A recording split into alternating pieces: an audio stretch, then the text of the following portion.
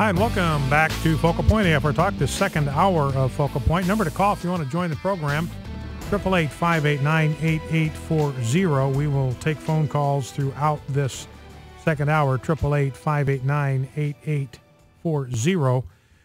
I want to begin by talking a little bit about this Kermit Gosnell thing. This case is now in the hands of the jury. The prosecutor yesterday asked Gosnell, we've been over, I won't go over all the horrific details of what happened in his abortion clinic, but the prosecutor yesterday asked Gosnell, are you human? Because what he did was so brutal, it was so savage, women died, babies died, 100 of babies actually born, delivered, deliberately killed by this abortionist, and he just stared back at the prosecutor and just laughed at him. Now, it's, what happened to my little stack on that? Oh, here it is. I found it just under another stack of stuff. There's an interesting column today by Kirsten Powers. Now, Kirsten Powers is the one who forced the media to give some attention to what was going on in Gosnell's clinic. The media would have paid no attention to what was going on there if it were not for Kirsten Powers.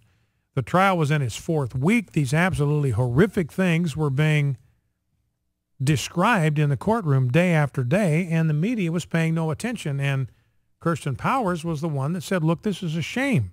This is grotesque. This ought to be a front page story. Now, she wrote another column also on USA Today that appeared this morning. Closing arguments were given yesterday. Gosnell's attorney, and it's before the jury right now. The jury has their hands on this case right now as we speak. And Gosnell's attorney prevented nothing in his defense, and I've told you why. I think it's because this is literally indefensible. But here are some excerpts from Kirsten Powers. Now, she's a Democrat. That's what's significant about this.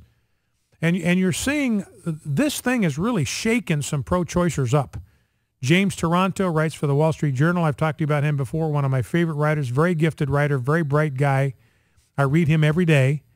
And he's solidly pro-abortion before this Gosnell case came along, and it's shaken him to his roots. And he admitted in a long 9-page column that he wrote for the Journal a week or two ago that he's still pro-choice, but he recognizes now that his position is illogical, that it makes no rational sense because he understands that life begins at conception. Now, here's what Kirsten Powers had to say. Here's how her column begins. If I talk, maybe people will make sure it won't happen again. That's what 20-year-old Desiree Hawkins told me last week as she recounted the horror of visiting abortion doctor Kermit Gosnell in December of 2009. Hawkins was forced to relive the nightmare of Gosnell's House of Horrors when she was contacted by a Drug Enforcement Administration agent this year. The agent told her that one of the severed feet found in jars at the clinic belonged to her aborted baby. He apparently kept these pickled in pickle jars as some kind of trophies. She was set to testify as a rebuttal witness against Gosnell until he chose not to take the stand. I went into the clinic. The clinic told her, she went to another clinic, actually a certified clinic. The clinic told her she was 19 weeks pregnant, referred her to Gosnell. When she recently retrieved her file in anticipation of testifying, she was shocked that her sonogram showed that she had in fact been at 21 weeks, which meant she would have been 23 weeks pregnant by the time Gosnell performed the abortion. Quote, I was so overwhelmed and hurt. If I had known I was 23 weeks, I would have chosen adoption. So these abortion clinics lied to her about the age of her baby in order not to give her a reason not to go through with the abortion. And Hawkins read through the grand jury report. She said, what really got me was when the health department officials just said people die.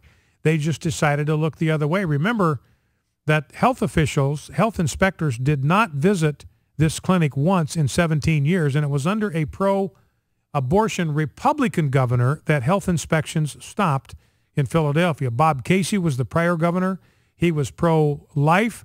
The health inspections were done under a Democrat governor. When Tom Ridge, who was pro-abortion, came into office, the inspections stopped because they didn't want to interfere with a woman's right to kill her baby in the womb. Now, here's Kirsten Powers goes on. Abortion rights advocates have asserted that Gosnell was an extreme outlier, but how could they possibly know that this is an aberration? And she mentions several examples. In fact, she gives 4 of them here. One in Ohio, where officials shut down an abortion clinic on the grounds that a medical assistant administered narcotics to 5 patients. Narcotics and powerful sedatives weren't properly accounted for. Pharmacy licenses had expired. 4 staff members had not been screened for a communicable disease. Second example, a Delaware TV station reported that 2 Planned Parenthood nurses resigned in protest over conditions at a clinic there. One nurse said it was just unsafe. I couldn't tell you how ridiculously unsafe it was. Example number 3. In Maryland, officials shut down 3 abortion clinics. And in Illinois, the AP found that Illinois hadn't inspected abortion clinics for 10 to 15 years. Once they started doing it, they immediately shut down 2 abortion clinics for health code violations. Here's how she finishes. Indeed, the grand jury found that the National Abortion Federation inspected Gosnell's clinic, refused to certify him because the conditions there were so abhorrent, but didn't tell anyone. They let the brutality and the savagery continue. Pennsylvania Planned Parenthood Representative Dale Steinberg has admitted that its officials knew the clinic was unsafe after women complained. What did they do? They didn't report it. They just said, we always encourage women to report it to the Department of Health. And here's how the column finishes. Davidson concluded that for the choice community, quote, the institution was more important than the individual lives. Davidson knows firsthand what can happen when people choose to look the other way. Her 22-year-old cousin died after an abortion at Gosnell's clinic. Now, when we come back, the first thing I'll do is play a clip from Live Action Films, Lila Rose's organization, of another doctor in the D.C. area. We played the soundbite yesterday. I'm going to play the video for you today. His name is Cesare Santangelo, late-term abortion doctor in Washington, D.C.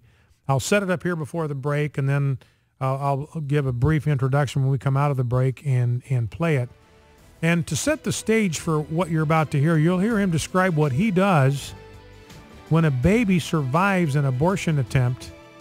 And don't forget that the Born Alive Infants Protection Act mandates, it's a federal law, that a baby who survives an abortion attempt must receive medical care. And so what you're about to hear is a doctor admitting on tape that he has violated federal law. We'll see if anything is done. My guess is ain't going to happen.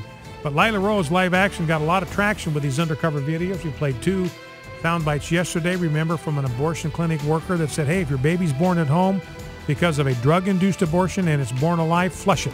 Flush it down the toilet. Focal Point AFR Talk back in 2.